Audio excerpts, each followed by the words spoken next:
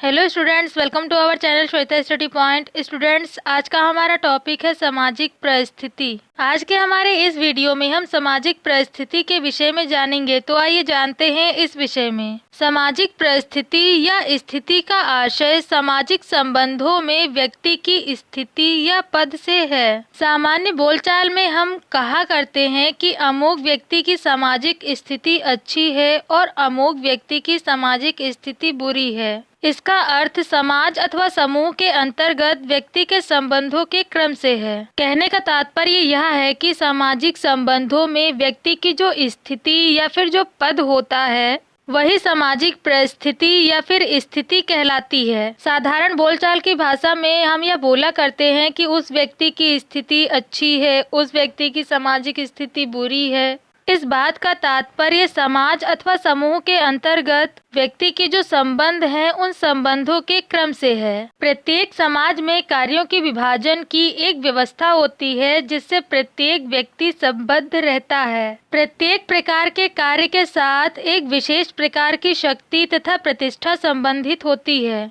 इस प्रतिष्ठा और शक्ति की मात्रा के अनुसार ही हम व्यक्ति की भूमिका को स्पष्ट करते हैं। कहने का तात्पर्य यह है कि हर एक समाज में कार्यों के विभाजन की एक व्यवस्था होती है जिससे प्रत्येक व्यक्ति अर्थात हर एक व्यक्ति जुड़ा हुआ होता है। समाज में जितने भी प्रकार के कार्य होते हैं हर एक कार्य के साथ एक विशेष प्रकार की शक्ति और प्रतिष्ठा जुड़ी होती है और कार्य के साथ जुड़ी हुई इसी शक्ति और प्रतिष्ठा के अनुसार ही हम व्यक्ति की भूमिका को स्पष्ट करते हैं अर्थात व्यक्ति की भूमिका को निर्धारित करते हैं। दूसरे शब्दों में कहें तो परिस्थिति के अनुसार ही व्यक्ति से किसी कार्य की आशा की जाती है जिसे भूमिका कहते हैं। इस प्रकार की स्थिति तथा भूमिका परस्पर अन्योन्याश्रित अवधारणाएं हैं। सरल शब्दों में कहें तो समाज में व्यक्ति का जो पद होता है उसी पद के अनुसार ही व्यक्ति से किसी कार्य की आशा की जाती है। समाज में रहकर व्यक्ति अपने पद के अनुसार जो कार्य करता है उसे ही भूमिका कहते हैं। परिस्थिति के विषय में और अधिक जानने के लिए आइए जानते हैं परिस्थिति की परिभाषाओं के विषय में। किम्बल यंग के अनुसार प्रत्येक समाज तथा समूह में प्रत्येक व्यक्ति को कुछ कार्यों का संपादन करना होता है जिसके साथ शक्ति तथा प्रतिष्ठा की कुछ मात्रा संबद्ध होती है। शक्ति तथा प्रतिष्ठा की जिस मात्रा का हम प्रयोग करते हैं वही परिस्थिति कहलाती है। दूसरे शब्दों में कहे तो किम्बल यंग का यह मानना है कि हर एक समाज में तथा समूह में रहने वाले हर एक व्यक्ति को कुछ न कुछ कार्य करने होते हैं जिसके साथ शक्ति तथा प्रतिष्ठा की कुछ मात्रा जुड़ी होती है। व्यक्ति अपने कार्यों को करने के लिए जिस शक्ति तथा प्रतिष्ठा की मात्रा का प्रयोग करता है वही परिस्थिति कहलाती है। जैसे कि यदि कोई व्यक्ति किसी विद्यालय में पढ़ाता है तो उस विद्यालय में उसकी परिस्थिति एक शिक्षक की होती है और उसका कार्य विद्यार्थियों को पढ़ाना। मैकाइवर एवं पेज के अनुसार परिस्थिति वह सामाजिक व्यवस्था है जो उसके धारक को उसकी अपनी व्यक्तिगत विशेषताओं या सामाजिक सेवा से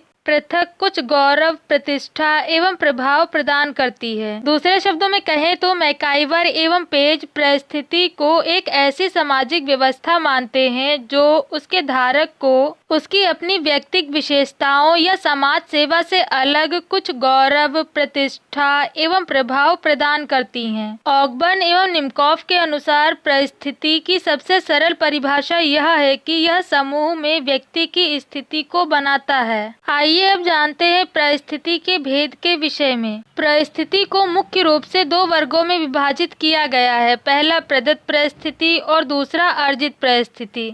प्रदत्त परिस्थिति का अर्थ स्पष्ट करते हुए लेपियर ने लिखा है कि वह परिस्थिति जो एक व्यक्ति के जन्म पर या उसके कुछ क्षण के बाद अभिरोपित होती है विस्तार से यह निश्चित करती है कि उसका समाजीकरण किस दिशा में होगा। कहने का तात्पर्य यह है कि लेपियर प्रदत्त परिस्थिति को वह परिस्थिति मानते हैं जो एक व्यक्ति को उसके जन्म पर या फिर उसके जन्म के कुछ क्षण बाद प्राप्त होती है। इनका यह मानना है कि यह परिस्थिति विस्तार से यह निश्चित करती है कि उस व्यक्ति का समाजीकरण किस दिशा में होगा। सरल शब्दों में हम यह कह सकते हैं कि प्रदत्त परिस्थिति व्यक्ति की समाज में वह स्थिति या पद है जो व्यक्ति को जन्म से प्राप्त होता है। जैसे कि जब किसी घर में किसी शिशु का जन्म होता है तब वह शिशु जन्म से ही कई संबंधों में जुड़ जाता है। जैसे कि वह किसी का भाई होता है तो किसी का पुत्र होता है, किसी का पौत्र होता है इत्यादि। समाज में इस प्रकार की व्यक्ति की जो स्थिति या फिर पद होता है जो व्यक्ति को जन्म से ही प्राप्त होता है, वही परिस्थिति प्रदत्त परिस्थिति कहलाती है। आइए अब जानते हैं अर्जित परिस्थिति के विषय में। अर्जित परिस्थिति उसे कहा जाता है जो व्यक्ति को उसके गुणों के आधार पर प्राप्त होती है। लैपियर के अनुसार अर्जित परिस्थिति वह स्थिति है जो साधारणतः लेकिन अनिवार्यता नहीं किसी व्यक्तिगत सफलता के लिए इस अनुमान पर पुरस्कार स्वरूप स्वीकृत होती है कि जो सेवाएं आपने भूतकाल में की हैं वे सब भविष्य में जारी रहेंगी। दूसरे शब्दों में कहें तो अर्जित परिस्थिति वह परिस्थिति कहलाती है जो व्यक्ति अपने गुणों के आधार पर प्राप्त करता है। लैपियर का यह मानना है कि अर्जित परिस्थिति वह स्थिति है जो सामान्य तौर पर लेकिन अनिवार्य रूप से नहीं किसी व्यक्ति को उसकी व्यक्तिगत सफलता के लिए इस अनुमान पर पुरस्कार स्वरूप दी जाती है कि जो सेवाएं उसने अपने भूतकाल में की हैं वे सब सेवाएं वह भविष्य में भी करता रहेगा। अतः इस प्रकार गुणों, पद, योग्यता इत्यादि के आधार पर व्यक्ति को जो स्थिति प्राप्त होती है उसे हम अर्जित परिस्थिति कहते हैं। दूसरे शब्दों में कहें तो अर्जित परिस्थिति वह परिस्थिति होती है जो व्यक्ति अपने गुणों व योग्यता के आधार पर प्राप्त करता है। आइए अब जानते हैं परिस्थिति की प्रमुख विशेषताओं के विषय में। समाज द्वारा निर्धारण परिस्थिति की एक प्रमुख विशेषता है। व्यक्ति की परिस्थिति का निर्धारण समाज द्वारा होता है, न कि स्वयं व्यक्ति के द्वारा। सांस्कृतिक कारणों और मूल्यों के द्वारा ही तय किया जाता है कि किस आधार पर किसको क्या परिस्थिति प्रदान की जाएगी। कहने का तात्पर्य यह है कि समाज में व्यक्ति की जो परिस्थिति होती है उस परिस्थिति का निर्धारण व्यक्ति स्वयं नहीं करता है, वह समाज द्वारा किया जाता है।